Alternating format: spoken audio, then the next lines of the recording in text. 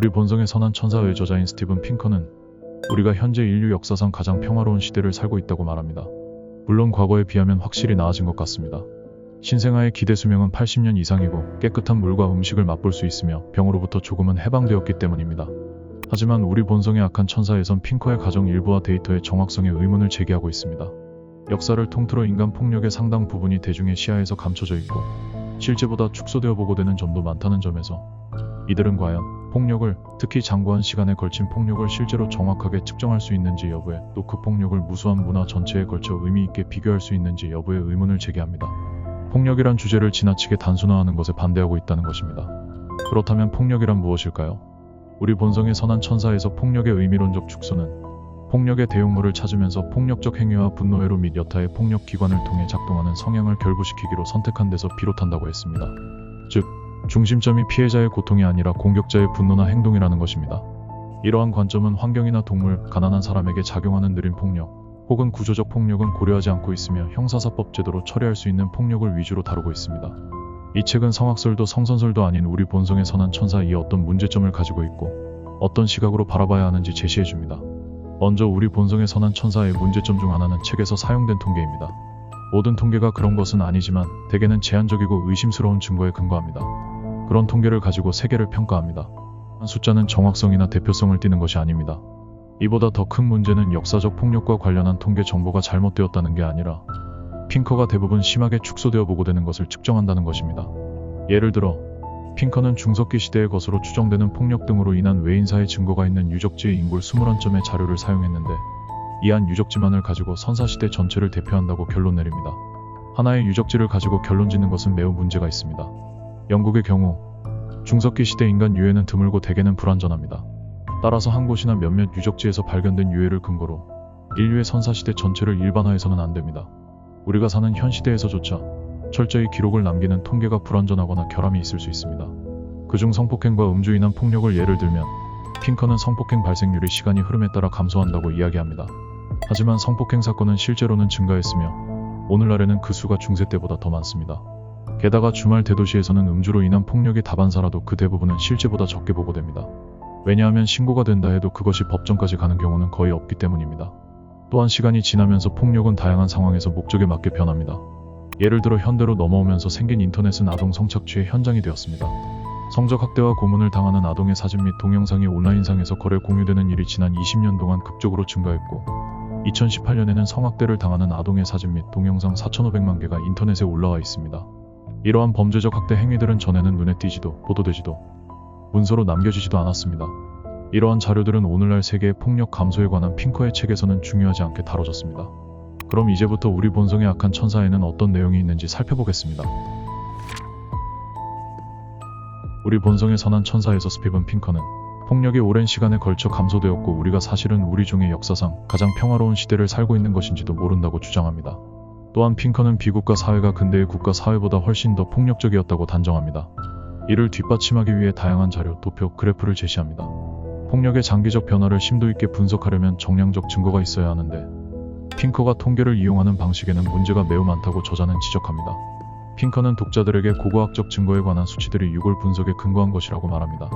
이것은 고고학적 증거에 기초한 선사시대 사망률 계산과 연관된 수많은 문제점과 잠재적 함정을 생각하면 너무 간단한 설명입니다. 일단 고고학적 분석은 사용되는 범위가 극도로 불균일하고 증거가 매우 파편적인 경향이 있습니다. 이런 경우 유골을 정확하게 분석하려면 사람 뼈의 손상을 관찰해야 합니다. 그런데 선사시대 사회에서는 시체를 묻지 않았습니다. 그래서 운 좋게 발견된 선사시대의 몇 명의 유골이 더 큰 모집단을 대표하는지는 알지 못합니다. 많은 사회에서는 유적지에서 나온 정보로 초기 역사 시기의 폭력의 존재를 확인할 수는 있겠으나 그것이 우리에게 일반적 폭력의 빈도에 관해 말해주지는 않기 때문입니다. 쉽게 말하면 그 유골들이 한 집단이 다른 집단으로부터 토지와 자원을 빼앗는 경우처럼 예외적 사건들을 대표하는지 혹은 그와 같은 행위들이 자주 반복되었는지 알지 못합니다.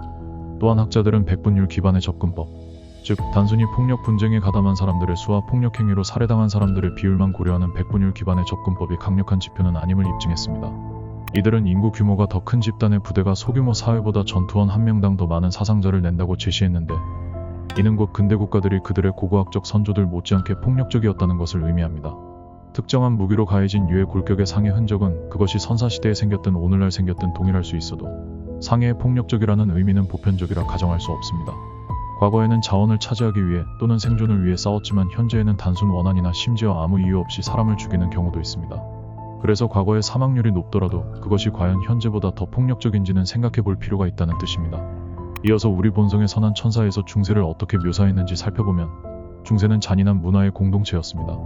유럽 대륙 전역에서 중앙정부 및 지역정부가 고문을 자행했고 경범죄에 대한 처벌로서 눈멀게 하기, 신체 절단하기 등이 법에 명시돼 있으며 처형, 화형, 말에 의한 사지찍기, 내장을 실패해 감고 돌려 내장 제거하기 등이 있었다고 표현했습니다. 하지만 사실에 입각하자면 중세 후기 유럽에서 처형은 인구 대비로 따지면 드문 일이었습니다. 우리 본성의 선한 천사에서 묘사한 일이 일어나지 않았다는 말이 아니라 16에서 17세기경에는 고문 및 처형이 매우 이례적으로 증가했다고 보는 것이 맞다는 말입니다. 핑커가 중세 시대를 묘사하면서 증거로 인용한 참고자료 중 하나는 커피 테이블용 책입니다. 하지만 실제로 의회 도서관이나 문서보관소에 가서 이 책이 진짜 실제하는 책인지 확인해보면 그런 책은 존재하지 않습니다. 물론 비슷한 제목과 비슷한 내용이 붙은 책이 한 권 있지만 저자는 그 책이 참고하기에 훌륭한 책은 아니라고 덧붙입니다. 몇몇 다른 인용 문헌도 언뜻 보기에는 신뢰감을 더욱 불어넣지만 계속 읽다 보면 문제가 발생합니다. 일례로 핑커는 법학자 샌퍼드 레빈슨의 책 중 한 장이 자신의 주장을 뒷받침한다고 하지만 실제로 해당 장에는 그런 내용이 전혀 없습니다. 핀란드 역사학자 패트릭 하로네는 근대 초기 스웨덴 권역의 소도시들을 표본으로 삼아 신고된 살인사건을 다른 폭력 범죄와 비교 분석했습니다. 그의 연구로 폭력과 여타 범죄 사이에 모종의 상관관계가 있음이 확인되었지만 그 둘 사이의 지역과 시간에 따라 상당한 차이가 있음도 발견되었습니다. 일례로 17세기 당시 살인율이 감소했을 때 핀란드 권역에서는 다른 폭력 범죄의 등록 건수가 증가하는 경향이 나타났습니다. 핑커가 사용한 자료의 대부분은 유럽의 자료에서 추출한 것입니다.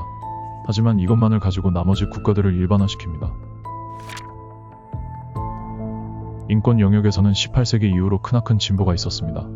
노예제는 폐지되었고 여성은 지상의 거의 모든 나라에서 투표권을 갖고 있으며 사회는 의학적, 기술적, 경제적으로 진보했습니다. 이 부분에 대해선 저자도 핑커의 의견에 찬성할 수 있지만 인권의 진전은 쉽게 얻어진 적은 없었다고 말합니다. 핑커의 책에서 인권에 대해 두 가지의 기초의 비판을 하는데 첫 번째는 계몽주의를 철학운동으로 보는 긍정적인 해석이 포함되어 있다는 것입니다. 오늘날의 인권은 분명 계몽주의에 기초한 것은 맞지만 자유를 옹호했던 계몽사상가들은 인종과 젠더의 위계를 기준으로 인류를 분류해 자유의 범위도 제한했습니다. 인간은 이성적이고 진보적인 사고가 불가능하다고 여기고 인권 침해와 노골적인 폭력을 방조했습니다. 이런 계몽사상의 복잡성과 모순을 핑커는 너무 쉽게 무시합니다. 두 번째로 비판할 점은 핑커는 자신의 책에서 특히 수렵채집 사회에서 농경사회로의 이행, 이성적 사고의 중요성, 문명화 과정, 19세기 유럽의 긴평화와 같은 폭력의 감소를 나타내는 듯한 추세들을 모아 제시합니다. 이것들이 합쳐져서 우리 본성의 선한 천사들을 일깨운다는 것입니다. 그러나 각 추세의 발생 원인도 명백하지 않으며 추세가 이것을 설명을 해주진 않습니다. 핑커는 흑인 노예, 여성, 한국인 그리고 여타 수많은 이가 참여했던 힘겨운 정치적 투쟁 그리고 투쟁들에서 종종 폭력의 발생 빈도와 강도가 엄청났어도 그 사건들은 살인율이나 현대에 벌어진 전쟁의 횟수에 관한 핑커의 통계표에 나타나지 않습니다. 노예제 폐지만 해도 그렇습니다. 처음에는 노예 당사자들이 반란과 도주 탈출을 통해 노예제에 저항했고 그 다음에는 지배계층의 한 분파가 런던 기반의 국제적 반노예제 조직과 연계된 노예제 폐지론 운동을 조직했습니다. 이와 같은 투쟁들에서 노예주, 국가가 행한 폭력은 수위가 매우 높았으나 핑커가 사용하는 통계 자료에는 그 어디에도 이러한 종류의 폭력이 기록되지 않았습니다. 노예제 폐지 이유는 어떨까요? 많은 이의 희망에도 브라질의 노예들은 약속받은 땅 40에이커와 노새 한 마리 정도의 가능성조차 보장받지 못했습니다. 브라질의 노예들은 스스로 알아서 살아야 했고 이것은 대부분의 경우 엄밀하게 보면 자유롭지만 가난에 시달리는 개인으로서 다시 농장에 돌아가 일하는 것을 의미했습니다. 그리고 그에 따른 유산은 오늘날에도 남아있습니다. 브라질은 사회 불평등 지수가 세계에서 가장 높은 나라 중 하나입니다. 역사는 스티븐 핑커가 허용하는 것보다 훨씬 더 모순적이고 복잡합니다. 계몽주의와 인권의 영역에 개선이 있었고 분명 대단히 중요합니다. 그러나 그 성과들은 결코 한결같거나 꾸준하지 않았습니다. 더욱 평화롭고 평등하며 인도적 세계를 건설하기 위해서는 복잡성을 이해해야 하고 삶이 항상 상승 궤도상에 있다고 가정하지 말아야 한다고 저자는 말합니다. 우리 본성의 선한 천사에서는 사례를 통계적으로 상세하고 방대하게 펼쳐놓으며 16세기 이후 서유럽의 살인율이 10분의 1에서 50분의 1로 감소했다고 주장합니다. 문명화 과정 이론에 따르면 충동성을 향한 심리적 충동에 대한 통제력이 점점 증가하고 귀족사회가 궁정 에티켓을 도입해 점점 이런 규칙들이 서민들에게까지 확산하면서 살인율의 감소와 동시에 도덕적 진보를 이루어냈다고 합니다. 그러나 모든 범죄 역사학자가 엘리아스의 이론을 전폭적으로 지지한 것은 아니었습니다.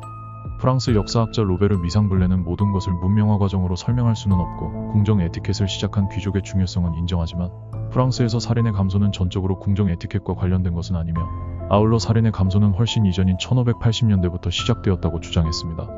랜돌프 로스는 폭력의 감소와 급증은 문명에 의해서가 아니라 사람들을 법에 따라 처벌하고 사람들의 생명과 재산을 보호하는 국가의 능력에 의해서 설명된다고 주장했습니다. 노르베르트 엘리아스의 저작에 대한 학자들의 연구와 비평이 많았지만 스티븐 핑커는 문명화 과정을 확대 해석하고 무비판적으로 적용함으로써 인류 역사상의 폭력에 대한 자신의 해석을 뒷받침했습니다. 예를 들어 핑커는 문명화 과정이 역사범죄학자들의 연구를 예견한 유일한 이론이라고 주장하면서 테드 로버트거, 마누엘 아이스너, 콕번이 실증적으로 발견한 살인율 하락이 1970년대와 1980년대에 들어 눈에 띄기 시작하고 기정사실화했다는 것입니다. 하지만 엘리아스가 이러한 폭력을 언급한 것은 그저 몇 번 정도에 지나지 않습니다. 문명화 과정 이론은 폭력의 감소에 대한 가능성을 암시하지만 그것은 좀 더 광범위한 메커니즘의 가능성일 뿐 서유럽인들은 이 메커니즘을 통해 내적 충동의 외적 표출을 통제하는 방법을 배웠고 그 과정에서 결과적으로 국가의 권위와 수단이 강화되었다는 것이 핵심입니다. 살인율 감소의 원인이 되었다는 것은 다른 사람들의 외삽이지 그 이론 자체의 핵심은 아닙니다. 현재의 순간을 우리는 어떻게 봐야 할까요? 오늘날의 유럽인은 예나 마찬가지로 폭력을 불사하며 특정한 상황에서는 지난 세기 많은 전쟁과 내전에서 본 것처럼 자신들의 선조들만큼 많은 사람을 죽일 수 있습니다. 매너, 국내 국제 경제시장 참여 등이 확산되었지만 지난 200년 동안의 살인율에는 핑커의 주장과는 반대로 큰 차이를 만들지 못했습니다. 우리 본성의 선한 천사 내장 인도주의 혁명에서 핑커는 왜 우리가 인류 역사상 가장 평화로운 시대를 살고 있는지 그 이유 중 하나를 설명합니다. 바로 17세기 후반 18세기 말까지 계몽주의로 인해 사회적으로 승인된 형태의 폭력, 예컨대 전제정치, 노예제 결투, 사법체계 내에서의 고문, 미신적 살해, 가학적 형벌, 동물학대 등을 타파하려는 최초의 조직적 운동과 더불어 체계적 평화주의가 등장한 시기이기 때문입니다. 이 변화는 핑커에게 계몽주의는 사람들이 공감하기 시작하고 더는 타자의 고통에 무관심하지 않게 된 감수성의 혁명으로부터 영감을 얻고 그것에 의해 추동되었다고 말합니다.